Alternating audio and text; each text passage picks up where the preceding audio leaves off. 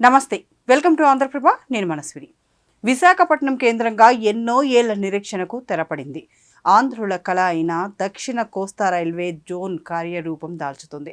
2025 June 1వ తేదీ నుంచి కొత్త జోన్ అధికారికంగా అమల్లోకి వస్తుందని కేంద్ర రైల్వే మంత్రి అశ్విని వైష్ణవ్ ప్రకటించడంతో ఉత్తరాంధ్ర సహా ఏపీ ప్రజల్లో కొత్త ఆశలు చిగురించాయి. రాష్ట్ర విభజన హామీల్లో అత్యంత కీలకమైన ప్రాజెక్ట్ ఇది.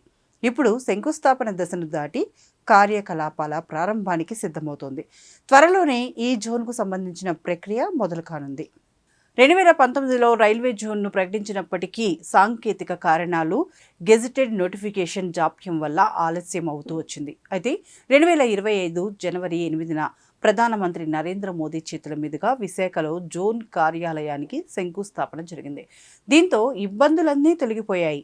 తాజాగా విశాఖ పర్యటనలో మంత్రి అశ్విని వైష్ణవ్ జూన్ 1వ తేదీని డెడ్లైన్గా ప్రకటించడంతో రైల్వే వర్గాల్లో కదలిక వచ్చింది. ప్రస్తుతం విశాఖలోని విఎంఆర్డీఏ భవనంలో తాత్కాలికంగా జీఎం కార్యాలయం ఏర్పాటైంది. ముడసర్లోవలో శాశ్వత భవన నిర్మాణం వేగంగా సాగుతోంది. జోన్ ఏర్పాటు ఖరారైన కొత్త వలస టు కిరండోర్ కేకే లైన్ విషయంలో మాత్రం సందిగ్ధత కొనసాగుతుంది. ఈ లైన్కు ఉన్న ఆర్థిక ప్రాముఖ్యత దృష్ట్యా దీనిని దక్షిణ కోస్తా జోన్లో కలపాలనే డిమాండ్ బలంగా ఉంది. కేకే లైన్ ద్వారా వచ్చే భారీ ఆదాయం లేకుండా జోన్ ఏర్పాటు చేస్తే అది గుండెకాయ లేని శరీరం వంటిదని స్థానిక ఎంపీలు, వామపక్షాలు ఆందోళన వ్యక్తం చేస్తున్నాయి.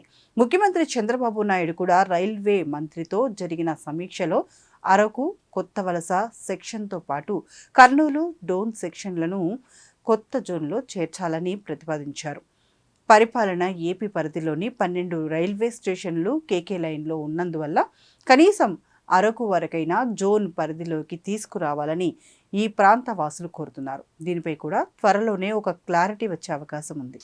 ఈ కొత్త జోన్ ఏర్పాటులో ఉద్యోగుల సర్దుబాట్లు ప్రక్రియలు కాస్త క్లిష్టంగా మారింది. జోన్ వ్యాప్తంగా దాదాపు 17,000 మంది సిబ్బంది అవసరం ఉంది. విశాఖ జీఎం కార్యాలయానికి 1,200 మంది అవసరమని అంచనా వేస్తున్నారు. ఇప్పటికే 959 మంది బదిలీకి ఆమోదం లభించింది. ప్రస్తుతం రాయగడ, కుర్దా డివిజన్లలో పనిచేస్తున్న వేలాది మంది తెలుగు ఉద్యోగుల విశాఖ జోన్లోనికి వచ్చేందుకు ఆసక్తి చూపుతున్నారు. కేకే లైన్ కనుక ఒడిశాలోని రాయగడ డివిజన్ పరిధిలోకి వెళ్తే అక్కడ పనిచేసే తెలుగు ఉద్యోగులు తమ సమస్యల పరిష్కారం కోసం రాయగడకు వెళ్లాల్సి వస్తుంది. దీనివల్ల భవిష్యత్తులో బదిలీలు, పదోన్నతుల విషయంలో ఇబ్బందులు ఎదురవుతాయని రైల్వే యూనియన్లు ఆందోళన వ్యక్తం చేస్తున్నాయి.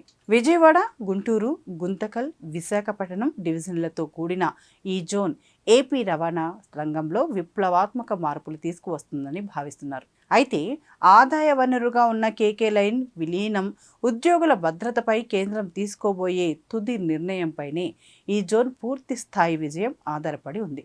జూన్ 1న విడుదలయ్యే గెజిటెడ్ నోటిఫికేషన్లో ఈ ప్రశ్నలన్నిటికీ సమాధానం దొరుకుతుందని ఆశిద్దాం. త్వరలోనే ఈ జోన్ ఏర్పాటు అవుతుండడంతో ఏపీకి అనేక ప్రయోజనాలు నెరవేరుతాయని తెలుస్తోంది.